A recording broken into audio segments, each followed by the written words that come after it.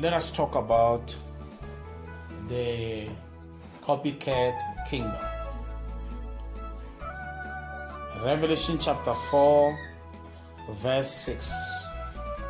And before the throne there was a sea of glass like unto crystal, and in the midst of the throne and round about the throne were 4 beasts full of eyes before and behind. I want you to understand the design on front of the throne of God. The design on front of the throne of God looks like a sea. It looks like a sea of glass.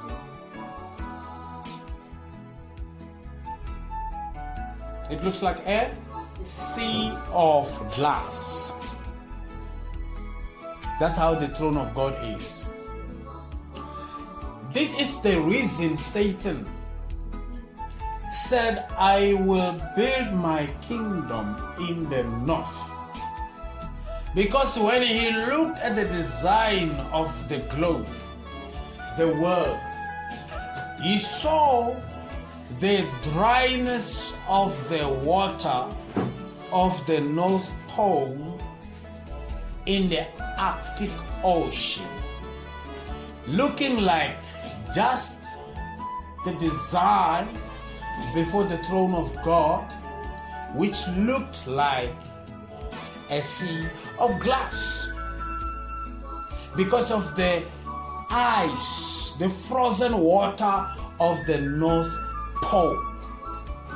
And Satan said, I will build my kingdom in the north, because he realized that the design of earth was like heaven before the fall of man. You hear what I'm saying? So the north part of the earth looked like the north part of God's kingdom. So in heaven, when you go up to the north, where the throne of God is, it looked like the Arctic Ocean, because there was a sea, but a sea which does not have waves. It looks like glass, because ice can look like glass, isn't it? That's why it says like a sea of glass. He didn't say it is a sea of glass, like a sea of glass, because it looks like that before the throne of God. But you need to understand, what does a sea represent? A sea represents infinity, endlessness. Because when you look at the sea with your eyes, when you're at the coast of the sea and you behold at the sea with your eyes, it looks like it does not have an end. Number 2, a sea looks like the end of it is attached to the sky. It looks like one thing with the sky. When you stand by the coast, you look at it. It looks like the sky is just a continuation of the sea, but it is just turning upward to heaven to form a tent-like cover that covers us here in the universe.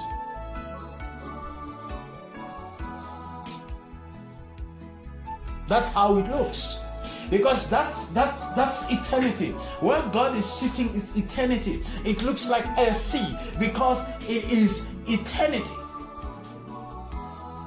God lives in eternity. Where he lives, there is no beginning, there is no ending. So when he beheld, he saw that space of the 7th heaven where God is sitting, looking like a sea. But that sea never had waves.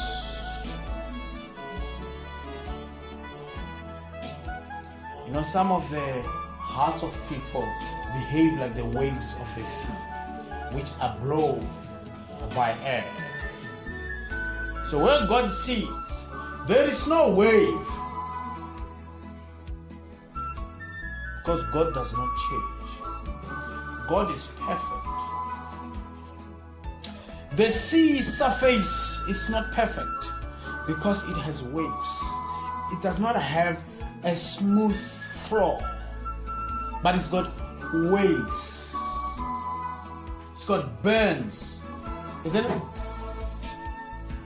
Because there's no perfection because of the winds that blow on the sea. But not the throne of God. All right. Satan,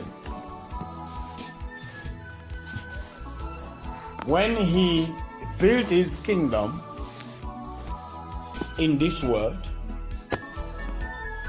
he chose the north of the world. And people don't call the north, they only call the north maybe North America. But Eurasia, Europe, Asia, that part of the north, you see, if you understand the global map, there is an equator somewhere in the middle of Africa. And when you go across the equator, you go upwards. Their seasons are not like our seasons. Now to us is summer, and in Europe now is winter. And in the top part of Africa is winter. It's not summer, because we don't have the same seasons. So now, the northernmost part of the world controls the entire world. You understand what I'm saying? So when you take the equator, then you look at the north, and then you maybe create another imaginary line to just make another cut, and then you left with the cap of the world on top there, and you will see that the world has been controlled by the north. Europe has been controlling the world. This is why Europe has been running all over the world trying to colonize everyone, and they colonize almost everyone,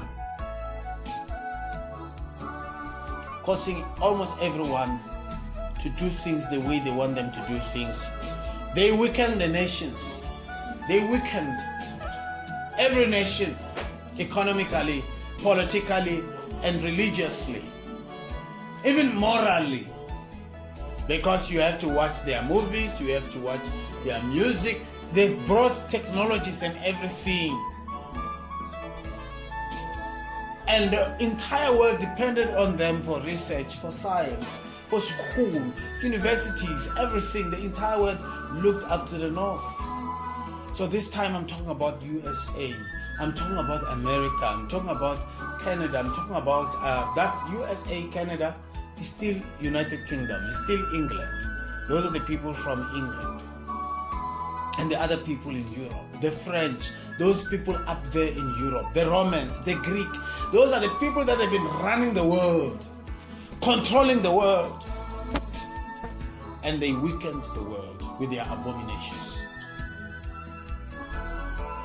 Even with their music, even with their movies, even with their food. Their processed food. That's why people have lots of illnesses. And they have lots of diseases. Because the world now depends on their food. And they produce food for the world.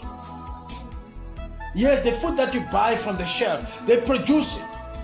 All those processed stuff. People no longer eat natural food. They are weak in health. Many people are very sick. And there are many sicknesses.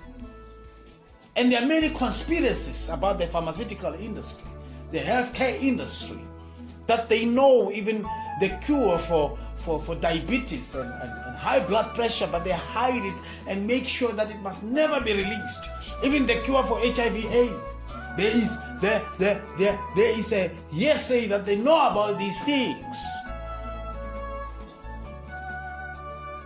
And I believe that yes. But they want to make money. They want to enrich themselves by weakening other people, by weakening nations through diseases and sicknesses. In their laboratory, they create viruses and spread them in the air, causing people to sick so they can sell their tablets. So when you go deeper in the industries and you become a business magnate in those industries, you end up having to work corruptions in order to keep those billions in your pocket. And people continue to suffer and suffer and suffer because they make money out of that.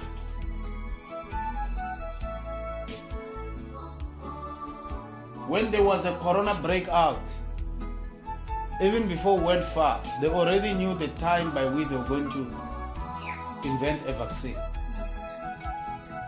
And by that time, even a month or two before that time, the vaccine was ready. How do you know that they did not create the virus and the vaccine at the same time and pretended like they are waiting for the time? Until some people got angry, they hit Bill Gates with a cake on the face when he visited France. They said, how come you are the prophet of coronavirus? Yet you are not even into bioscience, you are not into health studies, you are an IT man.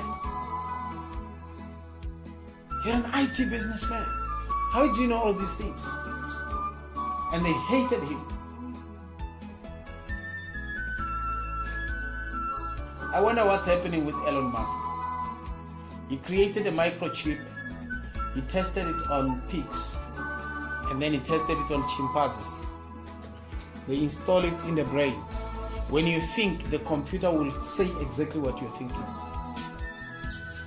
And he says in 6 months' time it will be ready for plantation in a man's skull. And they say they can do it safely through a robot. It's quick, it's just some minutes. You just put you there, the robot will operate you, put it in, then you're out, that's it. And they say you will operate your phone without touching it. And they say with that technology, I think his name is Neuralink, is his company, one of his companies. He's working with a group of medical specialists. They've tested it on monkeys and it works. I've seen a demonstration on video. When the monkey says, please give me an apple, the computer writes and he's only thinking and he's not talking. It works through a Bluetooth technology. And they say that with that chip, they will heal diseases, because people that have spine problems, many of them who can't walk, is because of the communication between the brain and the spine. So there's a break in between. They will install that and they install another one at the very bottom of the spine. And then it will send communication to the spine here at the bottom. And then when it sends communication, the person will be able to walk, because when you walk through your brain. You don't walk through your legs. Your legs are only helping. It's your brain that walks. Even when you see through the brain, it's not through the eyes. Even as I talk, it's my brain talking. My mouth is only producing the sound so you can hear what I'm saying. But there's a voice inside me that I can hear when I talk through my mind, in my brain. Isn't it? Elon Musk talked a lot about robots and he's been making a lot of predictions about the Earth, and saying he's also another IT man now. He's a programmer by profession, and but now he's into medical technology. He's got a company for medical technology, and he's got an IT company.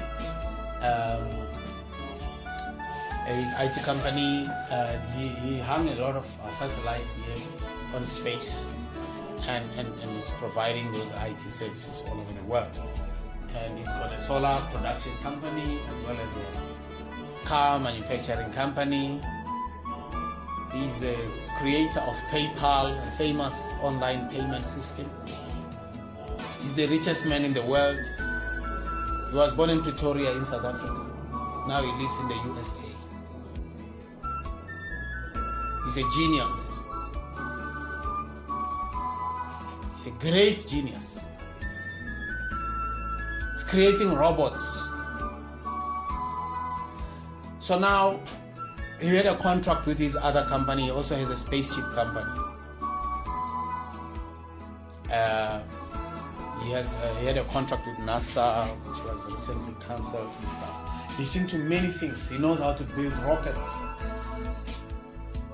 He's a genius. He taught himself mechanical engineering. He taught himself a lot of things. He didn't go to school to learn those things. He's only got a degree in computer science.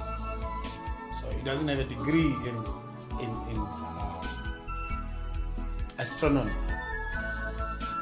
He's not an astronaut by profession, but he knows that. He studied all those things. He's better than the people that have masters and doctorates in those things because he's a genius. Now he's making a lot of predictions. Oh, this earth won't be around for in the next 10 years. We need to find an alternative. We need to go and live in Mars. We need to find something. The world is coming to an end. And he's busy creating robots. He's creating technologies ahead of everyone in technology. He's ahead of everyone. He's ahead of Bill Gates with money, with technology. Famous business magnate, the richest man in the world. He bought Twitter recently, fired the CEO.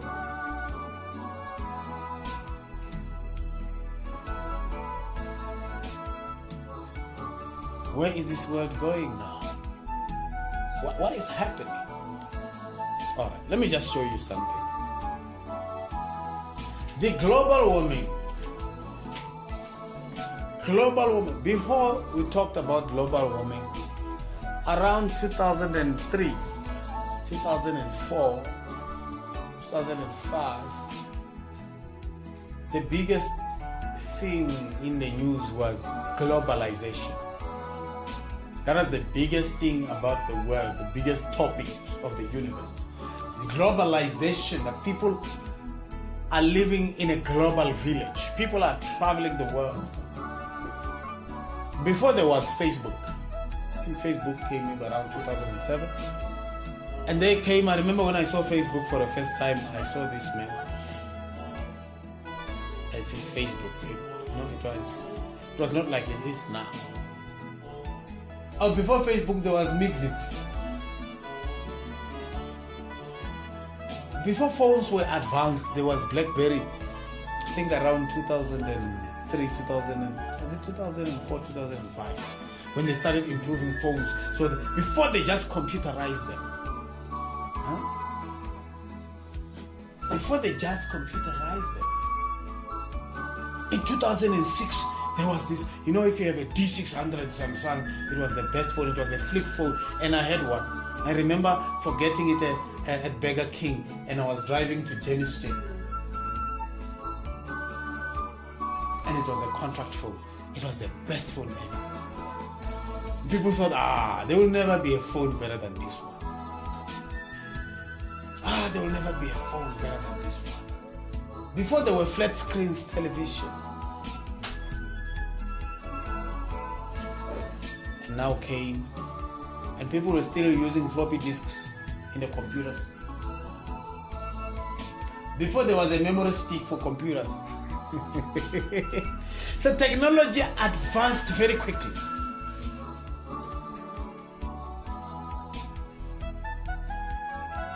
People were still using Pentium 1, Pentium 2, Pentium 3.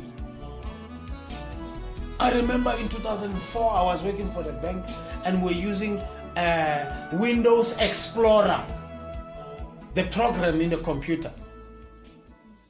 And I could put the floppy disk, and then, we felt advanced, but we're not advanced. And we were flattered. I could use my Outlook to send someone an SMS through Outlook on email. And we were fascinated by emails. Yeah? Internet was fascinating. I guess it was for educated people to use internet. But now it's for everyone, even the little kids. When they do grade 1, grade 2, grade 3, they are already doing research through internet, through their phones. They already operate a computer to do research. This such great advancement.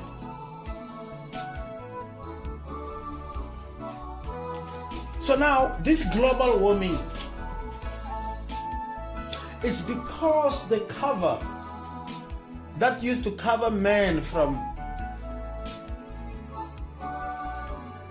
the head by the sun has been damaged. You know what damaged the ozone layer above that layer? It's because of technology. And when men practice technology, they did so to solve problems. They created factories to manufacture foods, cars, machines, in order to make life better, to make life convenient. They created foundries, those factories to smelt steel, so they can create things like window frames, door frames, and many things, So they can make copper, so they can conduct electricity. They can, to create infrastructure through those products from the factories. They created power stations and burnt them through coal and diesel, and that caused emissions and smokes. The carbon came out of those factories, and it went upward to the sky, and it kept on damaging the ozone layer because of industrial revolution. It all began with science. It all began with philosophy, and philosophy developed scientific research, and then scientific research gave birth to technology. And those technologies which were built brought about solutions, because cars were created, aeroplanes were created. They built beautiful houses with those products from their factories. But those factories, as they created solutions, they damaged another part of the facility which was created by God to make our lives better, and that is the ozone layer. This is to show you that when you try to come up with a solution as a human being, and when the solution addresses only the symptoms of the problem instead of addressing the root cause of the problem, such a solution will exacerbate the problem at a later stage. That's why when you take medicine, when you take those drugs, the tablets from a medical doctor, they heal you, but at the same time they damage your body. That's why there are always side effects. Some of them are in the long term. That's why you see people looking the way they look today. It's because when they are sick, they are trying to get healing through medicinal system, which is artificial medicine, which are created in laboratories, and eating processed food. So it heals you, but it also damages your body at the same time, because it is not a perfect healing that you need. I'm not saying that it's sin to take that medicine and those tablets. But what I'm telling you is, every solution which is artificial, every artificial solution, every scientific and technological solution that man comes with in this world has consequences at the end. They also have a side effect. Some of the side effects have not yet been discovered by scientists. That's why research is ongoing, non-stop. Because science has not brought about a solution to everything. Science does not have answer to everything. It's only a principle to run a research.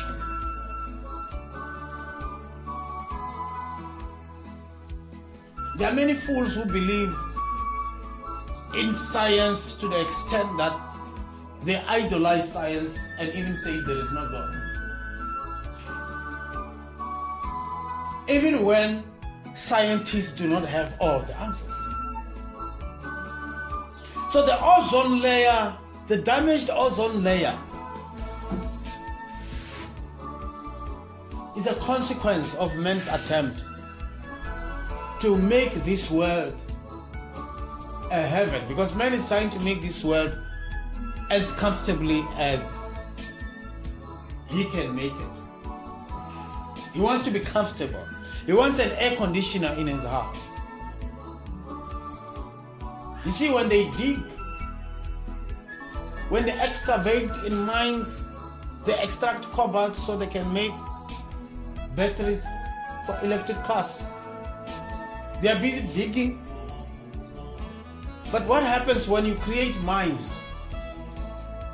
They're trying to create a solution, but they're damaging something on the crust. What is happening? It causes subsidence.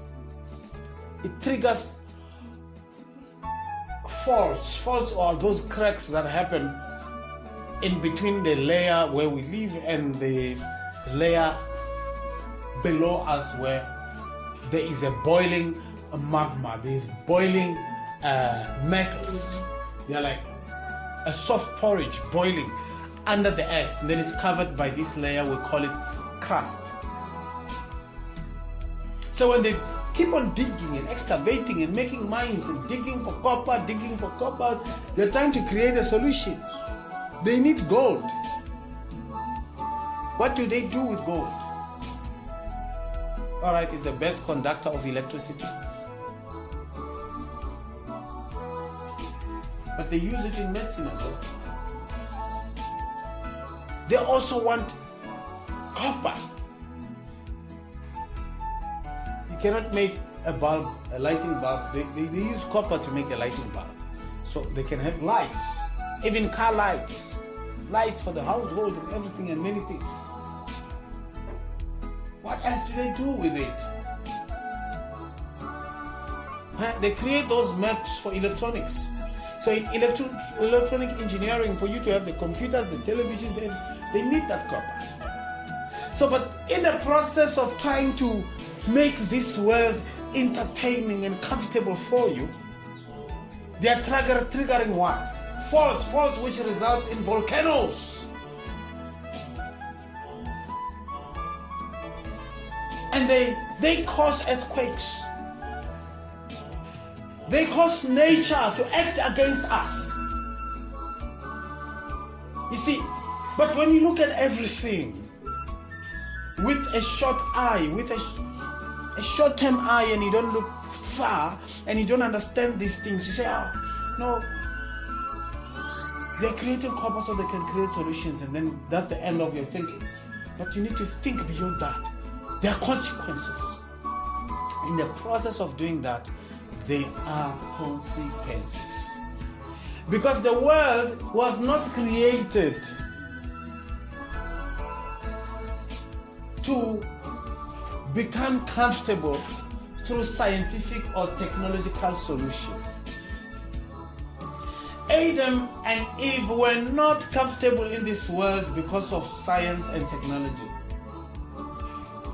It's because they were connected to God, their creator. All people need is God.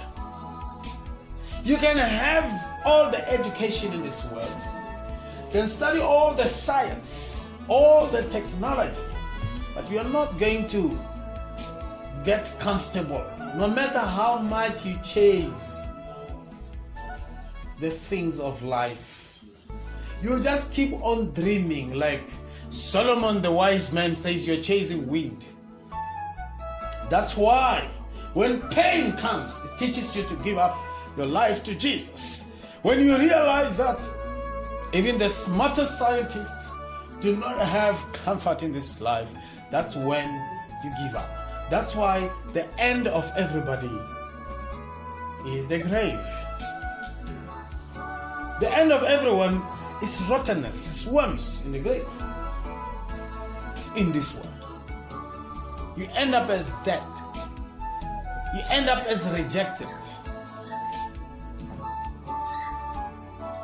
No one wants to live in the graves with the worms, even if those worms are the worms that come from the body of a president or a king. So the whole world will reject you at the end and throw you in the graveyard, isn't it? When I die, you'll take me, throw me in the graveyard. You don't want me to smell here, and you don't want worms here. You go dig something, you say, I want these worms to go away. That's the end of it. They say it's the last honor. Before those worms come out, they check it for the last time in the coffin and said, this is our last respect. Because they have no respect for dead people. They don't respect your worms. You'll be stinking in the grave. So they are not going to dig you out and kiss you or kiss those worms. Even your wife will not dig you out.